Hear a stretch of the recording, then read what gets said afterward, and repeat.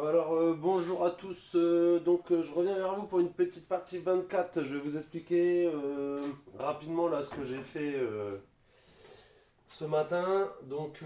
J'ai pas filmé mais bon, je vais vous expliquer. En gros, j'ai redécablé le faisceau parce qu'on avait vu que quand on a refait le premier essai de démarrage, en fait j'ai reposé le moteur dans la voiture et que j'avais passé le faisceau grossièrement, j'avais branché ce qui était vital pour le moteur et on avait fait un test de démarrage. Donc ce que j'ai fait là hier et ce matin, c'est que j'ai tout redéposé, redécablé le faisceau et repassé tout proprement. Donc pour l'instant là il y a juste mon débitmètre qui n'est pas installé définitivement. Mais on voit j'ai raccordé en fait du RIT. Donc je vais prendre vite fait le téléphone. Hop. On voit j'ai raccordé en fait du RIT. J'ai raccordé du RIT d'eau. J'ai raccordé le faisceau donc en le passant correctement. Les injecteurs, donc ça sort entre la pipe d'admission. Les 4 injecteurs. Les 4 injecteurs, il y avait des repères de fait dessus avec des points de couleur. Pour 4 points pour le cylindre 4, 3, 2, 1. Et en fait, des repères avec un point de couleur. On le voit ici, le gros point rouge. L'autre à côté, il a 2 points rouges, cylindre 2, et ainsi de suite. Pour bien rebrancher, parce que le faisceau, il fait bien la même longueur. Donc au niveau des longueurs de fil, on peut pas trop savoir si on est sur le bon cylindre ou pas, donc faut bien repérer les prises. J'ai été obligé de redétendre donc courroie d'alternateur, la redéposer pour pouvoir lever l'alternateur plus haut, pour pouvoir venir par rapport au trou qu'il y a dans la pipe d'admission ici, reconnecter le plus qui charge la batterie en fait, le gros câble de plus qui vient ici.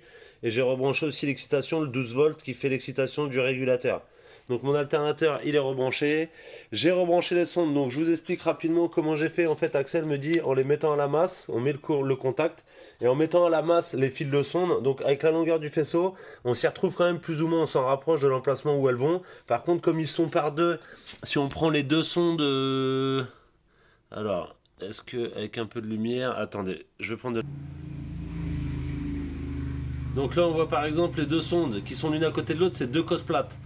Et donc, pour savoir si c'est ma jauge d'huile ou mon témoin stop, en fait, en prenant le fil, j'ai mis le contact. On prend le fil, je mets une cause dedans et le fil, je le relie à la masse. Et quand je me mets à la masse, en fait, je déplace ma jauge de température ou j'allume le voyant stop selon le fil que je vais utiliser. Et donc, ça me permet après de savoir sur quelle sonde je le rebranche. Donc, j'ai fait les tests. J'ai retrouvé pour celle-ci les deux sondes qui sont là. J'ai retrouvé aussi pour les deux sondes derrière. Pour le bloc d'eau, voilà les deux sondes qui sont ici. Donc j'ai fait la même chose. On voit il y a un petit fil orange là, c'est un fil de tissu. Et donc j'ai fait la même chose, j'ai testé pour retrouver ma sonde de température d'eau et ma sonde de voyant stop pour arrêter, du moins pour allumer le voyant stop pour dire attention, il n'y a plus d'eau ou il y a un problème.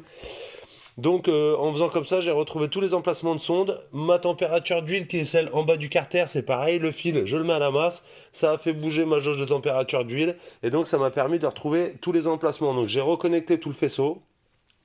Le débitmètre rebranché, le capteur position papillon rebranché, et on avait vu dans l'autre vidéo le tiroir additionnel et la sonde qui sert pour les infos au calculateur, température moteur au calculateur. Donc celle-ci, c'est la sonde bleue qui se trouve là derrière. Avec la prise bleue, ça c'est la sonde température qui donne les infos au calculateur. Et donc voilà pour cette partie-là. Et donc je vous retrouve pour la partie 25. On va voir réception de pièces. Le colis vient d'arriver, j'ai recommandé des pièces. Donc là j'attends tout ce qui est la partie train roulant, disque, plaquette, roulement, roulement de tête d'amortisseur, il y a un peu de pièces qui va arriver, les flasques pour l'arrière, et donc là je viens de recevoir un colis, on va dans la partie 25, on va ouvrir et voir un petit peu, donc là ça va être des pièces carrosserie, les phares, les clignotants, de la pièce neuve et tout, donc ça va être sympa à déballer. Donc je reviens vers vous pour la partie 25, voilà, abonnez-vous.